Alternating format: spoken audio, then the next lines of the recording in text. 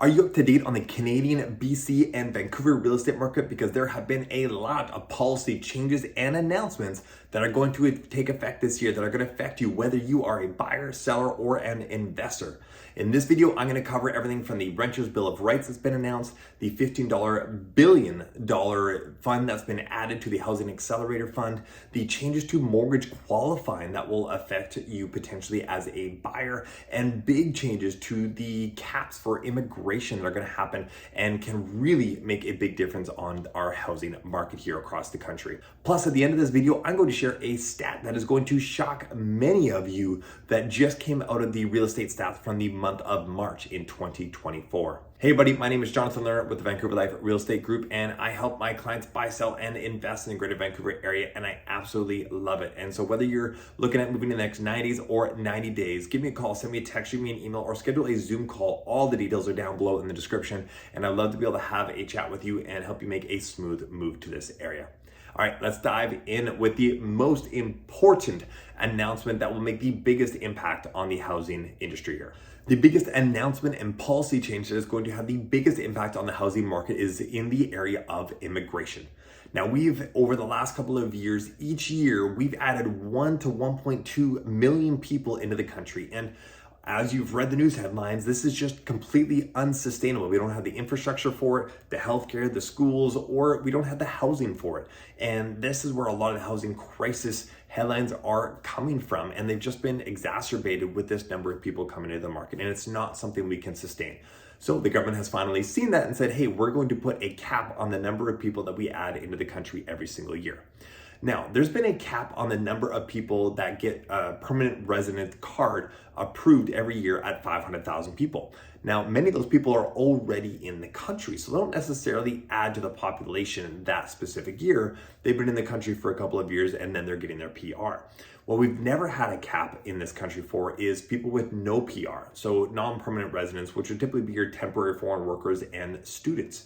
And now they've implemented some policies last year of reducing the number of foreign students that can come into the country, but they're also looking at reducing the number of temporary foreign workers that are coming in as well, and basically taking that number from 1.2 million down to 300,000 over the course of the next 3 years, getting to that number. By adding a cap onto the number of non-PRs that we bring into the country, it will bring us back to the levels of immigration that we had between 2010 and 2016. We were at about 300,000 people being added.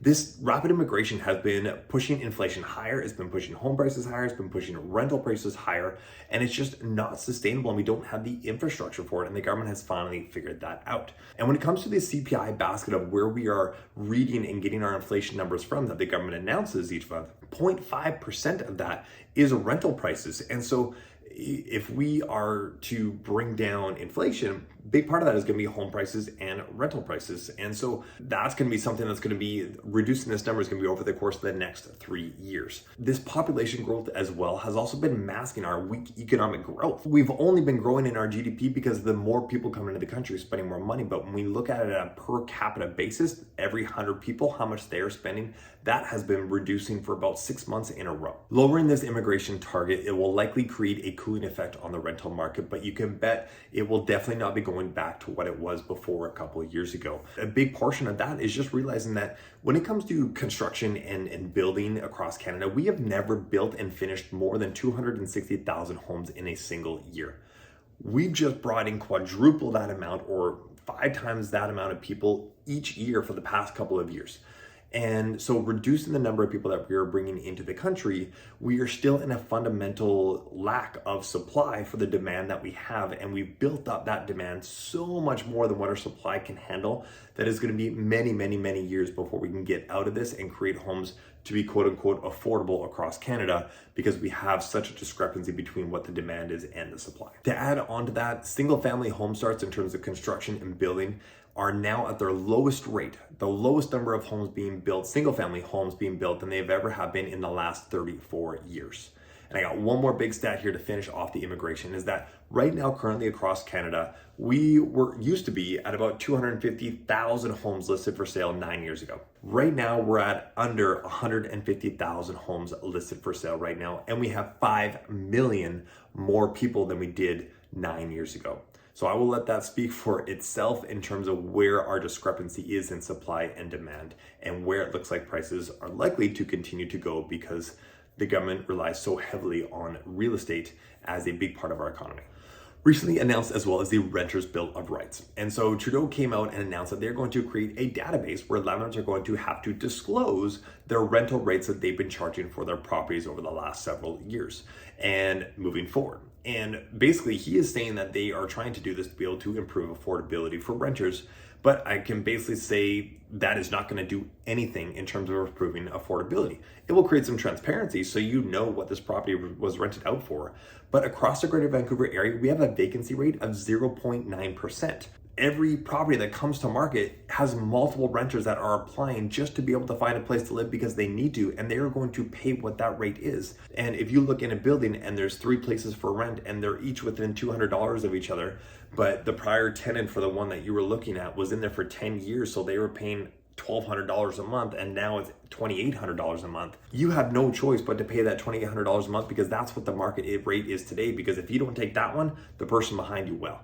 And so this is really not going to do anything in terms of improving affordability. I think really what it's just going to do is create some transparency, and it's actually going to be a way for the CRA and the government to track rental income and to see if this disclosure, this database is in line with what landlords are stating in terms of their income and revenues from that rental property. And I think that's really what this is ultimately going to be for and where it's going to be useful in that sense, but it is not going to do anything to improve affordability for renters.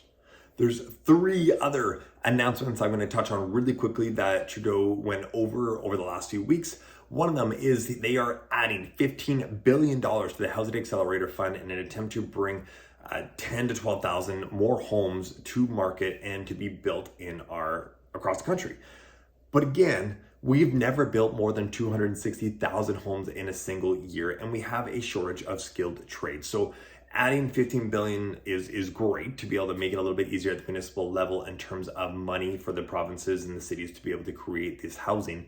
And there's certain rules that they have in place that are required to allow some lower income options, allow some social housing in there to be able to get access to those funds.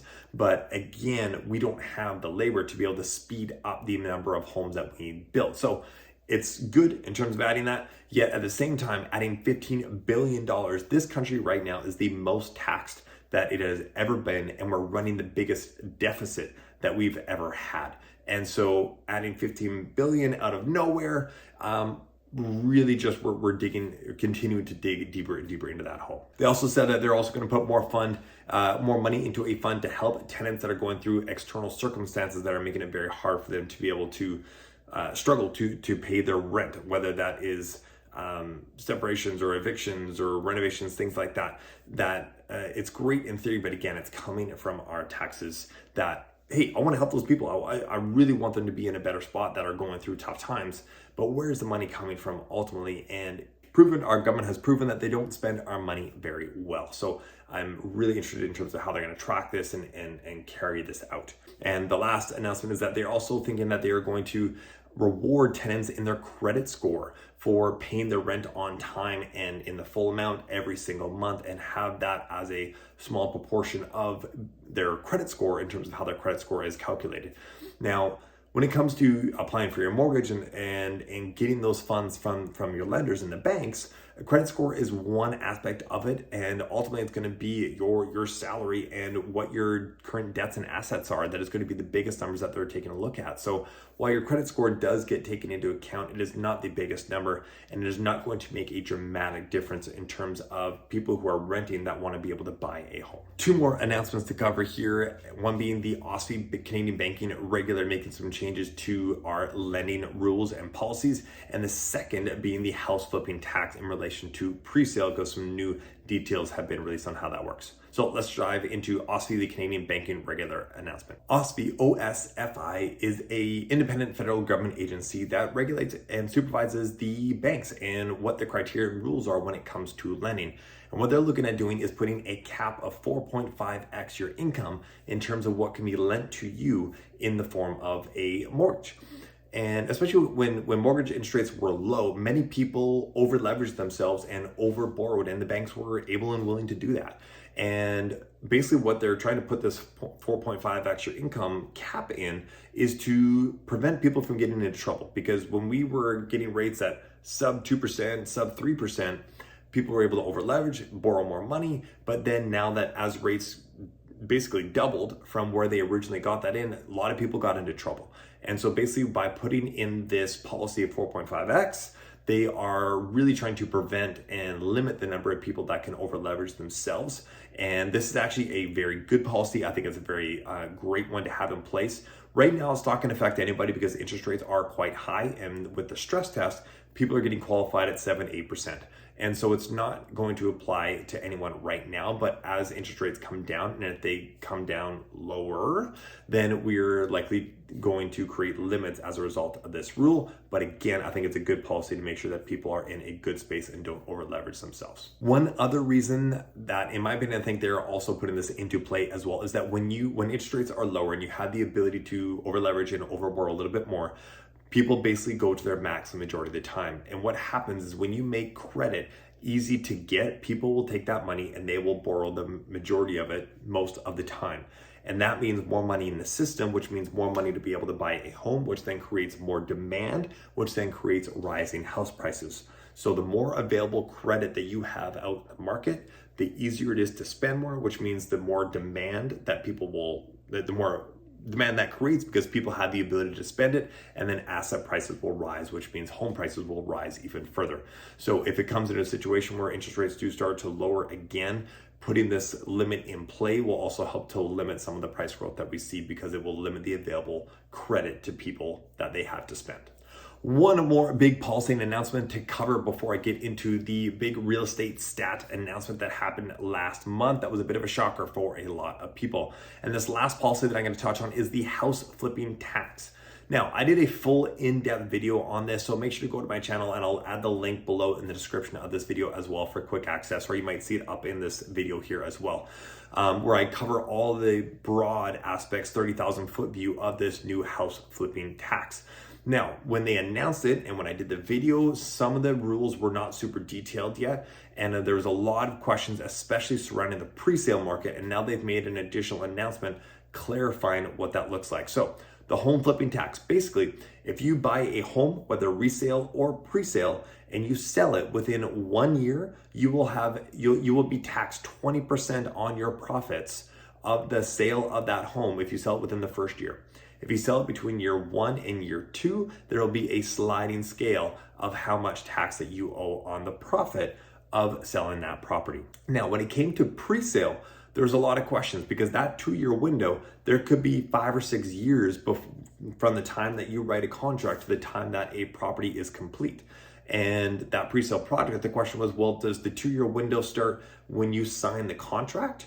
And then you could still have someone buy your contract before the project completes? Or does that 2-year window start when the project completes and you've completed, you've paid the money, you've paid your deposit and GST on the property and now it's yours? Does it start at that 2-year window? So now they've come out and they've clarified all those details. And essentially, if you assign the property in any way, and what that means, someone is buying your contract before the project completes. So you go to the developer, you buy a unit saying, here's my money, I'm buying unit 501 in this tower, and this is mine when it is completed. Now, if circumstances change, you have the ability to what's called assign it. So you can get someone to buy the unit from you that you bought, and then they take over the rights of that for when it is complete.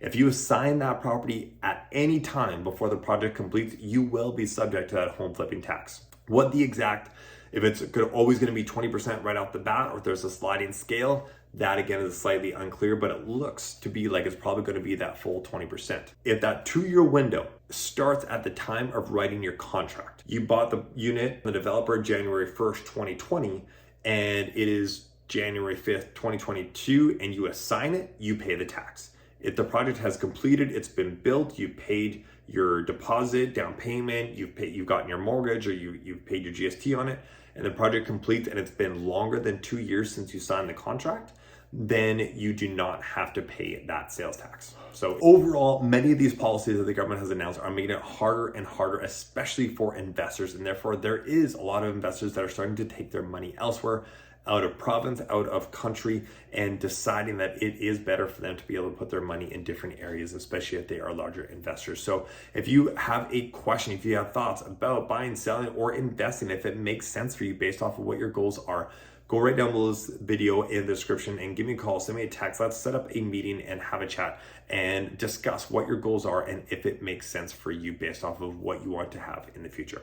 Last thing, March real estate stats just came out in the last couple of days, and there was a big surprising factor that came out of that. So since August of 2023, we've been on a downward trajectory in terms of pricing. Things plateaued throughout November, December, January, and then in February was the very first month in the HPI, the home price index, where we saw prices start to rise. So February and March. With that said, last month, March, in the HPI, condos, apartments reached their all-time peak pricing across the board. So all condos, all combined, all areas in the greater Vancouver area, they have hit an all-time record price of $777,500. Now again, that's obviously going to be a little bit different when you compare Vancouver to Abbotsford, but all those areas combined, we hit an all-time record high for condos. We're at a sales to active listings ratio of 25.7% for all condos. Townhouses are a sales to active listings ratio of 31%, and detached homes at a sales to active listing ratio of 18%, and very likely be above 20%, which is seller's market territory. Anything above 20% will likely be detached in a seller's market as of April. And so we're back in a full-on spring market. Things have been very busy over the last 4 to 6 weeks. We've been back. Open houses are busy. We're back into multiple offers. We're back into offer dates. We're back into many properties that are the turnkey move-in ready homes that are getting underlisted and then getting multiple bids and having competition in there. And so there's a lot going on, and it was a lot of people were surprised that we hit that all-time high for condo sales. And it looks like that is the only direction that we are heading at this point in time right now. Of course, anything can change that. A lot of things in the world and the economy can change. The government is also going to be announcing their new federal budget on April 16th, and that can create some potential changes as well in terms of the longer, medium, and long-term forecast of what's going to happen in the housing market, because it sounds like they did hint at something that they're going to be talking about mortgage and home prices and lending and that side of things as well. So I know they're not going to be very unlikely they're going to be doing a price cut that early, but they're going to be announcing the budget on April 16th, and we're looking at a potential interest rate cut in June. If not June, it looks almost 99% in July. But again, so much can happen between now and then, and the numbers and percentages of what's going to happen change every single week with new stats that come out. But that is your full update. Lots of policies, lots of announcements that have happened just over the last 6 weeks, and many, many changes coming, and they are affecting many different people in different ways. And so if you want to learn more about that, your situation, and the property tax, transfer tax exemption for first-time home buyers also came into effect on April 1st, and I did another video on that, so make sure to check out the channel there. Hope you gained some value from this video. Please go down below this video, give me a like, give me a comment there about what you liked, what you want to hear more about, learn more about, and book that call. I'd love to help you make a smooth move in the greater Vancouver real estate market. See you on the next video.